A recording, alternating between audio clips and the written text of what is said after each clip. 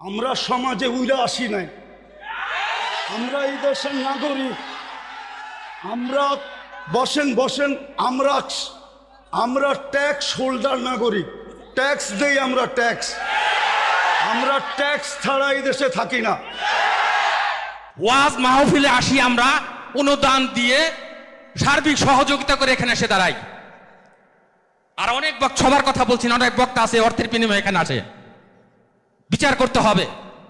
একজন সমাজবাসী, সমাজপতি, সমাজের যে কমিটি, সে যতটুকু এই সমাজের কল্যাণের কাজ করতে পারবে, একজন ইমাম কিন্তু পারে না। সে তো ইমামের দায়িত্ব নিয়ে বসে আছে। আর সভাপতি সাহেব যেই কথাগুলা বললেন, ওইগুলাই আমাদের পাথেয়র জন্য যথেষ্ট। কেননা ওনারা আমাদের দেশের কর্ণধার, ওনাদের কৃপাই আমরা বেঁচে আছি। ওনাদের কৃপা যদি না থাকতো তাহলে হয়তো আমরা দেশে থাকতেও পারতাম না, বা দেশে থাকতামও না। কোথায় থাকতাম আল্লাহই জানে। বিদায় আমি কথা লম্বা করতে চাইতেছি না, আমিও আপনাদের কাছ থেকে বিদায় নিতেছি। আমার পরে যেই বক্তা উনি আসবেন, আমি আপনাদের কাছে অনুরোধ রাখব যে আপনারা ওনার কথা শুনবেন এবং দোয়া পর্যন্ত বসবেন, তারপরে এটাকে পরিসমাপ্তি ঘটাবেন। বলে আমি আমার কথা শেষ করলাম। ওমা আলাইনা ইল্লাল বালাগ।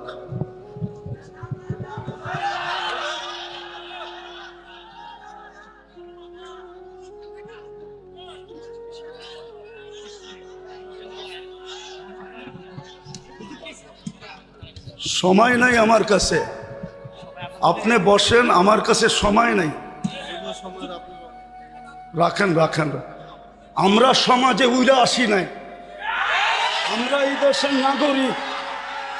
আমরা বসেন বসেন, আমরা ট্যাক্স হোল্ডার নাগরিক, ট্যাক্স দেই আমরা, আমরা ট্যাক্স ছাড়া এই দেশে থাকি না। আপনারা বসেন। আমাদের দেশের কালচার এটা হয়ে গেছে।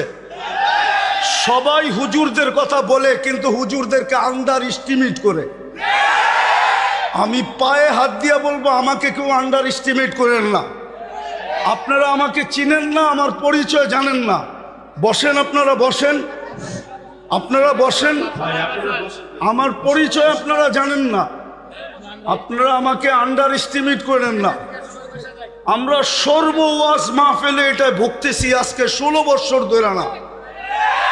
আমরা জন্ম থেকে জ্বলছি, যেটা বাংলাদেশের প্রবাদ বাক্য, আমরা জন্ম থেকে জ্বলছি। জন্ম থেকেই জ্বলা। আর কতদিন? আপনাদের পায়ে হাত দিয়ে বলি বসেন, আওয়াজ করবেন না, কেউ আওয়াজ করবেন না। আমাদের সময়ের দাম আছে, আমাদের সময়ের দাম আছে। এরকম যে আমাদের সময়ের দাম নাই, বা আমাদের এইটা কইরা খাইতে হবে এরকম কোনো জরুরি না যে আমাদের ওয়াজ করেই খাইতে হবে। আমাদের খাওয়ার অনেক ব্যবস্থা আল্লাহ রেখা দিছে। যেই আল্লাহ আমাকে জন্ম দিছে, উনি আমার খাওয়া তৈরি করেন নাই না? খাওয়া ছাড়া আমাকে দুনিয়াতে পাঠায় দিছে যে আমাকে এইভাবে করে খাইতে হবে। আপনাদের পায়ে হাত দিয়া বলি, আওয়াজ করবেন না। বাস আমি যেটা বলছি, সভাপতি সাহেব আমাদেরকে দিক নির্দেশনা ভালোই দেখাইছেন, খারাপ না। কিন্তু আমি আপনাদেরকে বলতেছি, আমার হাতে সময় নেই, আমার আরেকটা প্রোগ্রামে যেতে হবে। আমার এইখানে লেখা আছে 9টা। দেখেন যদি লেখা না থাকে। এখন বাজে কয়টা বলেন তো আপনারা? হ্যাঁ, আপনারা আপনাদের লেখার উপরে আন্তরিক না? আপনারা তো আন্তরিক না। আপনারা আমাকে 9টার সময় দিতে পারেন নাই। আপনারা এখন বাজতে শেষ 35 মিনিট আপনারা আমার লস করছেন। বিদায় আমি আপনাদেরকে সময় দিব কোত্থেকে? আমার তো ছিল 9টার থেকে আমি 10টা দিব আপনাদেরকে, 1 ঘন্টা।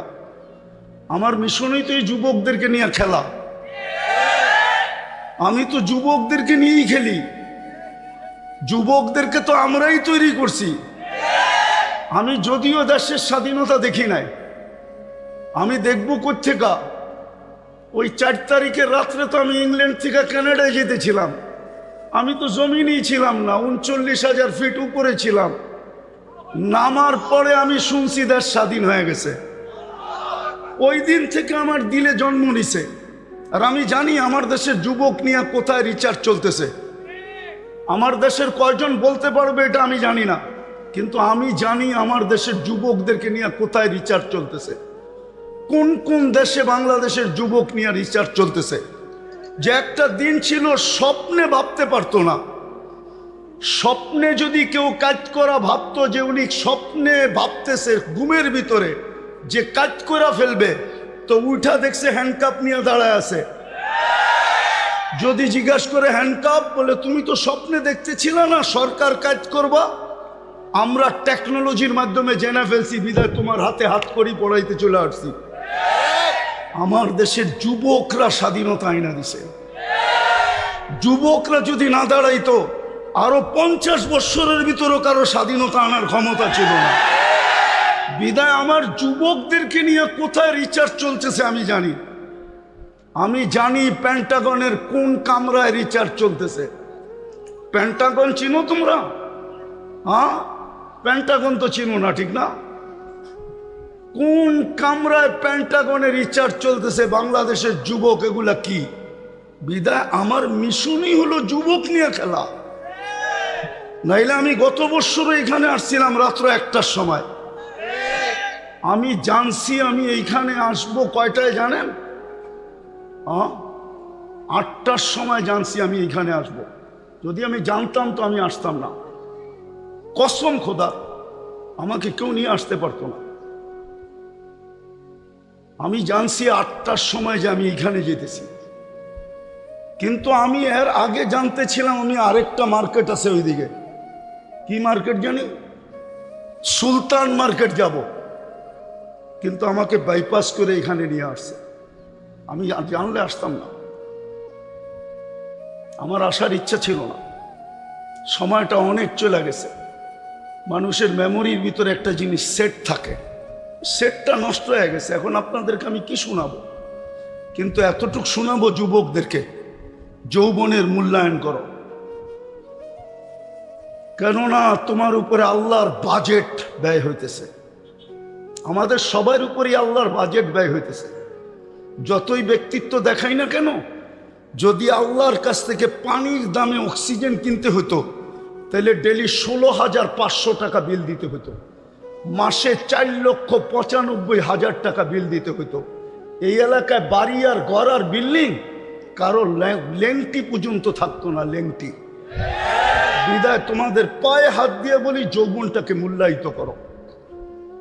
অমূল্য রত্ন আল্লাহ দিছেন। পুরুষকেও বলি পুরুষত্বের মূল্যায়ন করেন, মা বোনদেরকে বলি মাতৃত্বের মূল্যায়ন করেন। চলে যেতে হবে কালকে আল্লাহর কাছে। দুনিয়ায় কয়দিন? দুনিয়ার বাহাদুরি কয়দিন? হাতে আছে যতদিন, বা আপনি বাইচা আছেন যতদিন। নাইলে অতীতেই তো দেখতাম তেল মারতে মারতে মারতে মিডিয়ালারা তেলের দাম বাড়ায় দিছিল। বিনা তেলে কিভাবে পাকাইতে হয় এটা পত্রিকায় লিখতে শুরু করছে। আজকেও দেখতেছি স্বৈরাচার বলতে বলতে গলা শুকায়া ফেলতেছে, মাঝে মাঝে শুকায় আবার পানিও খায়। তো চিত্র তো দেখতেছি আমাদের চোখেই। দুনিয়ায় কতক্ষণ? আমি বেঁচে আছি যতক্ষণ, অথবা আমার কাছে আছে যতক্ষণ। যেদিন থাকবে না, আমিও থাকবো না, আমার কাছেও থাকবে না। এই জন্যই মৃত্যু লগ্নে 4 জন ফেরেশতা আসে। প্রথম ফেরেশতা ধ্বনি দেয় কানের ভিতরে, ইনকাতা আতিল আজাল অনকাতা আতিল আমাল, তোমার বয়স শেষ, আশা শেষ। দ্বিতীয় ফেরেশতা একটা চিৎকার দিয়া কানটাকে ফাটায় ফেলে, সালাল ইস্তেগাল, বড় ব্যস্ত ছিল, আল্লাহ ডাকলেও আসার সুযোগ হতো না। আল্লাহ ডাকে, কে ডাকে? কে ডাকে? 5 বেলা কে ডাকে? 90% মানুষ নামাজ পড়ে না। আপনি ব্যস্ত? কি নিয়ে ব্যস্ত? ও যুবক, তুমি কি নিয়ে ব্যস্ত বলো আমাকে? কি নিয়ে ব্যস্ত তুমি? কোন দেহটা নিয়ে ব্যস্ত? এই দেহটা কে দিছে? কে দিছে দেহটা? পূর্ণতা কে দিছে? পারলো তো না আজ পর্যন্ত। আমাদের আগের যে প্রধানমন্ত্রী ছিল শেখ হাসিনা, এর ঘরেই তো প্রতিবন্ধী আছে। লক্ষ কোটি টাকার মানুষ পারল না তো প্রতিবন্ধিত্ব দূর করতে। নাইলে ওনার মেয়ে প্রতিবন্ধী সংস্থার চেয়ারম্যান হলো কি করে? ওনার ঘরে যদি প্রতিবন্ধী না থাকতো, না নাই প্রতিবন্ধী ওনার ঘরে, ওনারা কি জানে না পূর্ণতা কে দিছে? হ্যাঁ, কে দিছে? এটার ভিতরে পূর্ণতা কে দিছে? এক পানির দামে যদি অক্সিজেন কিনতে হতো, ডেলি 16,500 টাকা বিল দিতে হইতো। তুমি কত শ্রম দিতা যুবক বলো? কয় টাকা বেতন করতা? কয় টাকা কামাইতা ডেলি বলো? শ্রম কতটুক দিতা? 100 গাদার শ্রম দিলেও তো 16,500 টাকা অর্জন করা মনে হয় সম্ভব হতো না। কে বাজেট ব্যয় করে? আরে বলেন না জোরে। ডেলি 16,500 টাকার বাজেট আল্লাহ ব্যয় করে।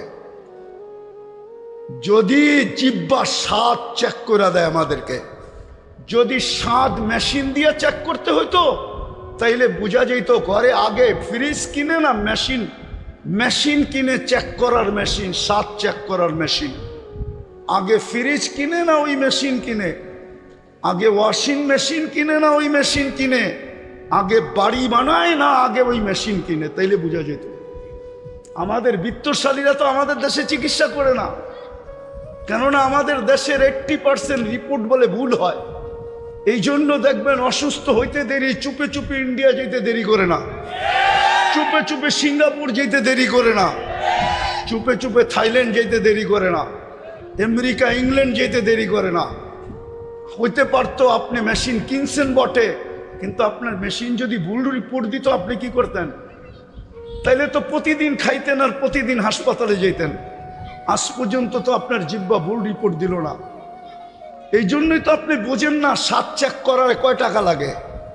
এই জন্যই তো আপনি আর আমি চিন্তা করি না গ্রান চেক করতে কয় টাকা লাগে।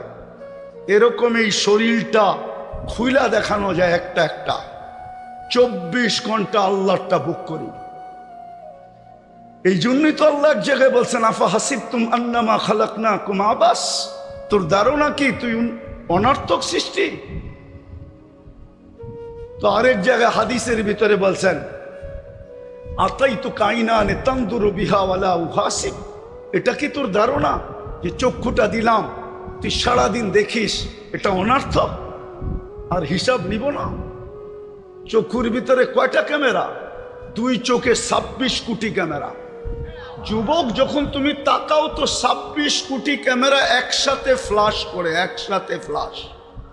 যেরকম তোমাদের ক্যামেরায় ফ্লাশ হয় এরকম 26 কোটি ক্যামেরা একসাথে ফ্লাশ হয়। আল্লাহ তো এটাই বলতেছে, আতাইতু কাইনানে তানদুরু বিহা ওয়ালা উহাসিব, এরকম দৃষ্টিশক্তি দিলাম আর তুমি সারাদিন দেখো আর তোমার হিসাব নিব না। আতাইতুকা উযুনানি তাসমাউ বিহা ওয়ালা উহাসিব, তোকে শ্রবণ শক্তি দিলাম, তোর ভাবনা কি হিসাব নিব না? আতাইতুকা লিসানান তানতিকু বিহি, তোকে বাক শক্তি দিলাম, সারাদিন বক বক করিস, তুই ভাবতেছ হিসাব নিব না? শুধু হিসাব নিব না, কোরআন বলতেছে ওয়া রাকিবুন আতীদ, মা মিন কওলিন ইল্লা লাদাইহি রাকিবুন আতীদ। আল্লাহ বলে 2 চৌকিদার বসায় রাখছি, অডিও চলতেছে, 24 ঘন্টার অডিও চলতেছে। এমন কি ঘুমের ভিতরে কি বলো ওইটা অডিও চলতেছে। যদিও ঘুমেরটা ডিলেট করে দেওয়া হবে, বাকি একটাও ডিলেট হবে না। আল্লাহ বলে আতাইতুকা আকলান তুমাইয়িসু বিহি, এরকম একটা ব্রেন দিলাম যেটা দিয়ে তুমি ভালো মন্দ বোঝো আর তুমি ভাবো তোমার হিসাব হবে না, তোমার হিসাব হবে না। আতাইতুকা কলবান তাতাফাক্কারু বিহি ওয়ালা ইউহাসিব, আতাইতুকা ইয়াদানি তাবতিশু বিহা ওয়ালা ইউহাসিব, হাত দিয়া কর্ম করো, তুমি ভাবতেছো তোমার হিসাব নিব না। আতাইতুকা ইয়াদ রিজলানি তামশি বিহা ওয়ালা উহাসিব, 2টা পাও দিলাম চলার জন্য, তুমি ভাবো হিসাব নিবে না। আকুনতা সাগীরা ফাকাব্বারতুকা ওয়ালা উহাসিব, তুমি তো ছোটই ছিল, বড় তো আমি করলাম, তুমি ভাবছো তোমার হিসাব নিব না। কুনতা যায়ীফা ফাকাওয়াইতুকা ওয়ালা উহাসিব, তুমি তো দুর্বল ছিল, তোমাকে তো সুঠামত্ব দিলাম, তুমি ভাবছো হিসাব নিব না। কুনতা জাহিলা ফাআল্লামতুকা ওয়ালা উহাসিব, তুমি তো অজ্ঞ ছিলা, তোমাকে শিক্ষা দিলাম, তুমি ভাবতেছো তোমার হিসাব নিব না? কুনতা মিসকিনা, তুমি তো মার পেটের থেকে অসহায় আসছিলে, ফাআগনাইতু, স্বয়ং সম্পূর্ণ তো আমরাই করলাম, তোমার ধারণা কি তোমার হিসাব নিব না? এই জন্য বলতেছি যুবক, যৌবনের মূল্যায়ন করো, নাইলে কালকে কিন্তু হিসাব দিতে হবে। এটা দুনিয়া রঙ্গময়, যার মনে যা লয়।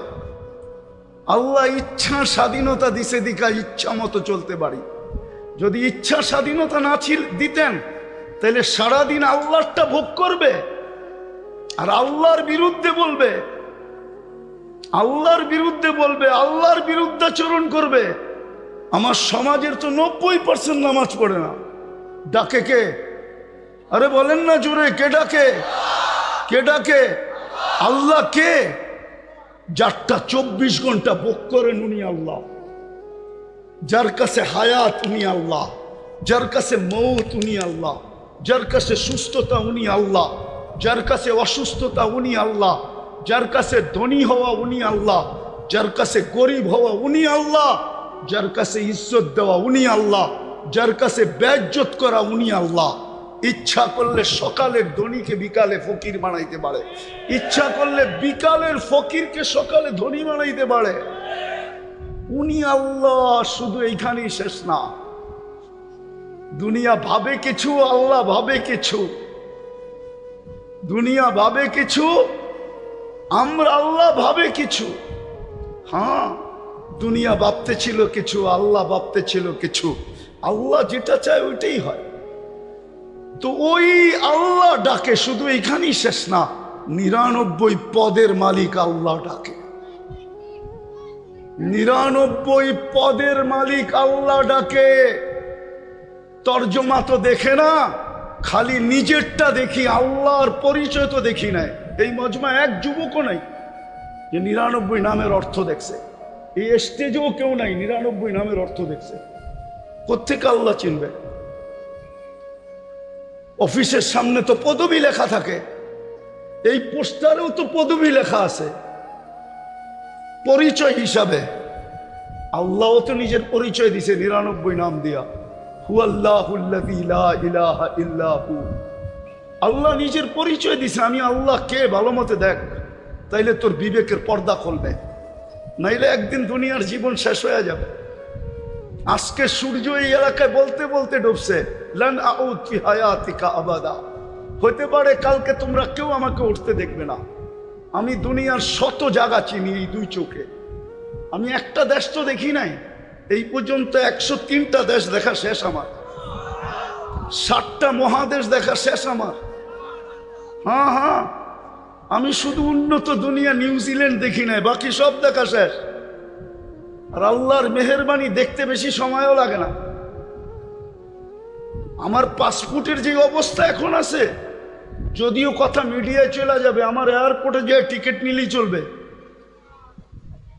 আমি বড় অহংকার করে বলতেছি না, আমি চিনি দুনিয়ার ওই জায়গা, এক রাত্রে মাটির সাথে মিশিয়ে দিয়েছেন। ওই জায়গা চিনি যে জায়গায় ঈসা আলাইহিস সালাম দাঁড়ায় জিজ্ঞাসা করছে এক রাত্রে কিভাবে সমূলে ধ্বংস করলো। তো বলছে বিতনা বিল আফিয়া আসবাহনা ফিল হাভিয়া। ফুর্তি করতে করতে ঘুমায় গেছিলাম, নিশ্চিন্তে সকালে উঠা দেখি হাবিয়া দুচোখের ভিতরে। আজকে সূর্য বলতে বলতে এই এলাকায় ঢুকছে, এখনো মাটিটা বলতেছে তামসি আলা যাহরি মাসিরুকা ফি বাতনি। হইতে পারে এইখান থেকে উঠা কেউ বাড়িতেও পৌঁছতে পারবে না। এর আগেই শোনা যাবে হাসপাতালে নিয়ে গেছে, ডাক্তাররা ঘোষণা দিছে ডেড, চলে গেছে দুনিয়ার থেকে। হইতে পারে এরকম। এই জন্য মাটি 24 ঘন্টা বলে তামসি আলা যাহরি মাসিরুকা ফি বাতনি। আমার পিঠে চলমান, অতি সত্বর তুই আমার পেটে আসবি, তারপরে দেখবি ব্যবহার। এই জন্য আমি শেষ জায়গায় চলে আসছি। যুবক, তোমাদের পায়ে হাত দিয়া বলি, শুধু তোমাদের আয়োজন দেখে এতটুকু লম্বা করলাম, তোমাদের পায়ে হাত দিয়া বলি, যৌবনের মূল্যায়ন করো। ওই যুবক নিজেকে বানাও যাতে আল্লাহ দেখা তোমাকে বলে লাউলা শাবাবা খুশা। দুনিয়ার মানুষ তোমাদেরকে ইজ্জত দিলে কতটুক দিবে? আমি জানি দুনিয়ায় কতটুক মানুষকে ইজ্জত দেয়, কতটুক দিবে দুনিয়ার মানুষ ইজ্জত। যদি দুনিয়ার মানুষ ইজ্জতই দিত, তাইলে এখন বলতে হয় রাজনীতি কথা বলতেছি না, মনের কথা বলতেছি। হ্যাঁ, তাইলে জুলাই সনদ নিয়ে এত টাল বাহানা কোনোদিন হতো না। যদি মূল্যই দিত যুবকদেরকে, যদি জনগণকে মূল্যই দিত যে জনগণ করছে, যুবকরা করছে, তাইলে জুলাই সনদ নিয়ে এত টাল বাহানা হইতো না, এত গড়াগড়ি হইতো না, এত দাম কষাকষি হইতো না, এত ছানাছানি হইতো না, এত ফেটাফেটি হইতো না, এত চিল্লাচিল্লি হতো না। দুনিয়ার মানুষ কতটুকু দাম দিবে? দুনিয়ার মানুষ অতক্ষণ দাম দিবে যতক্ষণ তুমি চামচ হইতে পারো। বস, তোমার তরকারি বাড়া শেষ, তোমার প্রয়োজন শেষ। আমার কথা বিশ্বাস করো, আল্লাহ তোমাকে দাম দিবে যদি তুমি মূল্যায়ন করতে পারো যৌবনে। আমি হাদিস থেকে দেখাইতেছি কতটুকু দাম দিবে। আল্লাহ বলে লাউলা শাবাবা খুশা, ওই যুবকরা যদি জমিনে না থাকতো যে নিজেকে লজ্জাপতির মতো আল্লাহর ভয়ে গুটায় নিছে, তো আল্লাহ বলে লাজাল তু সামা হাদিদা, আমি আকাশকে লোহার বানায় দিতাম, আল আরদা সাফসাফা, জমিনকে তামার, ওমা আনসালতু মিনাস সামাই কাতরা ওমা আম্বাততু মিনাল আরদি হাব্বা, জমিন থেকে একটা শস্যের দানা না, আকাশ থেকে একটা বৃষ্টির ফোঁটা না, বাল আনসালতু আলাইহিমুল আযাবা সাব্বা, একের পর এক আযাব দিয়ে ধ্বংস করে ফেলতাম। আর করবেন না কেন? আল্লাহ ডাকে, তারপরও তো আসে না, বলে আমি ব্যস্ত, আমি এই কাজে সেই কাজে, এই সেবায় সেই সেবায় ব্যস্ত। আল্লাহ ডাক, যে আল্লাহ অস্তিত্ব দিল, 99 পদের মালিক, শুধু আল্লাহ হইলে না মনকে বুঝাইতে পারতাম। শুধু আল্লাহ তো না, রহমান, রহিম, মালিক, কুদ্দুস, সালাম, মুমিন, মুহাইমিন, আজিজ, জব্বার, মুতাকাব্বিরুল খালিকুল বারিকুল মুসাব্বিরুল গফফারুল কহ্হারুল ওয়াহ্হাবুর রাজ্জাকুল ফাত্তাহুল আলিমুল কাবিদুল বাসিতুল খাফিদুল রাফিউল মুইজ্জুল মুতিল্লুস সামিউল বাসিরুল হাকামুল আদলুল লতীফুল খবীরুল হালিমুল আযীমুল গফুরুশ শাকুরুল আলিয়ুল কবীরুল হাফিজুল মুকিতুল হাসিবুল জলিলুল করিমুল রাকিবুল মুজিবুল ওয়াসি আল হাকিমুল ওয়াদুদুল মজিদুল বাঈতুল শহীদুল হকুল ওয়াকিলুল কবিয়ুল মতিনুল আলিয়ুল হামিদুল মুসি আল মুবদি আল মুঈদ আল মুহয়ি আল মুমীত আল হাইয়্যু আল কাইয়্যুম আল ওয়াজিদ আল মাজিদ আল ওয়াহিদ আল আহাদ আল সামাদ আল কাদির আল মুক্তাদির আল মুকদ্দম আল মুআখ্খার আল আউয়াল ওয়াল আখির আল যাহির ওয়াল বাতিন الوالي المتوالي البر التواب المنتقم العفو الرؤوف مالك الملك ذا الجلال والإكرام المقسط والجامع والغني والمغني المانع الضار النافع النور الهادي البديع والباقي الوارث والرشيد الصبور جل جلاله 99 পদের মালিক আল্লাহ ডাকে। 90 ভাগ আসে না নামাজে, 90 ভাগ নারী পুরুষ নামাজ পড়ে না। সে এক কাহিনী দিয়ে ইতি টানতেছি, এই জন্যই এক আল্লাহওয়ালা কবরস্থানে বৈশা কাঁদতেছিল। এক যুবক জিজ্ঞাসা করছে, বাবা তুই কবরস্থানে কাঁদিস কেন? এইখানে তোর কান্না দেখবেই বা কে? আর তোর যদি কোনো প্রয়োজন থাকে মিটাইবই বা কে? তুই লোকালয়ে কাঁদ যায়া। তো বাবা বলতেছে, কেন কাঁদতেছি জানিস যুবক? বললে কি তুই বুঝবি? বলে বল না বাবা, দেখি বুঝে আসে কিনা। তো বাবা বলতেছিল, চোখে দেখতেছি, চোখে। এই মানুষগুলা যখন দুনিয়ার উপরে ছিল, আল্লাহ 24 ঘন্টা মাফ করার জন্য ডাকতেন, কিন্তু কেউ মাপের জন্য হাত উঠাইত না। আজকে 24 ঘন্টা আল্লাহ মাফ করার জন্য ডাকে। যুবক, তোমাকে 24 ঘন্টা ডাকে। এখন তো প্রথম আকাশ থেকে ডাকতেছে। ইমাম বুখারী বলছে, আমি বলি না, হাল মিন মুস্তাগফির ফাগফির আলা। তারপরে বাবা বলতেছিল, বেটা সচক্ষে দেখতেছি এখন সবাই 24 ঘন্টা মাপ চাইতেছে, আল্লাহ একবারও তাকায়া দেখে না। জানি না কথাটা যুবকদের দিলে লাগাইতে পারছে কিনা। আজকে মাফ করার জন্য ডাকে, কেউ হাত তোলে না, না নারী, না পুরুষ, না যুবক, না বৃদ্ধ, না শাসক, না শাসিত, কেউ হাত উঠায় না। কবরে যাওয়ার পরে মাপ চাবে, ওই দিন আল্লাহ আর তাকায় দেখবে না। এই জন্য আসো যুবক, যৌবনের মূল্যায়ন করি। পুরুষদেরকে বলতেছি পুরুষত্বের মূল্যায়ন করেন, মা বোনতে বলতেছি মা বোন, নারীত্বের মূল্যায়ন করি। প্রত্যেক শ্রেণীর মানুষকে বলতেছি মূল্যায়ন করেন। মৌত কখন চলে আসবে কেউ জানে না। ওইখানে কোনো পরিচয় চলবে না। যদি চলতো, একটা বলতেছি একটা, তাইলে আবু তালেবের কবর আজকে 25-30 না, 89 থেকে এই পর্যন্ত আমাকে কাঁদাইতো না। হ্যাঁ হ্যাঁ, 89 থেকে প্রথম আমি মক্কা গেছি 89-এ, 89 থেকে নিয়ে এই পর্যন্ত প্রতি বছর আমাকে কাঁদাইতো না। একবার না, যতবার যেই ততবারই কাঁদায়। আমি চিনি উনার কবর কোথায়, কার পাশে, কোন কবরস্থানে, যেটাকে ওলামারা জান্নাতুল মুআল্লা বলে, উপরের জান্নাত, মক্কার কবরস্থান। কার পাশে? খাদিজাতুল কুবরা রাদিয়াল্লাহু তাআলা আনহার পাশে আবু তালেবের কবর। ওই কবর আমাকে কোনোদিন কাঁদাইতো না। বললাম তো, 89 থেকে কাঁদাইতেছে, প্রতিবার 2 বার 3 বার, প্রতি বৎসর বহুতবার কাঁদাইতো না। আপনি চেনেন না আবু তালেবকে? সম্পর্ক কার সাথে?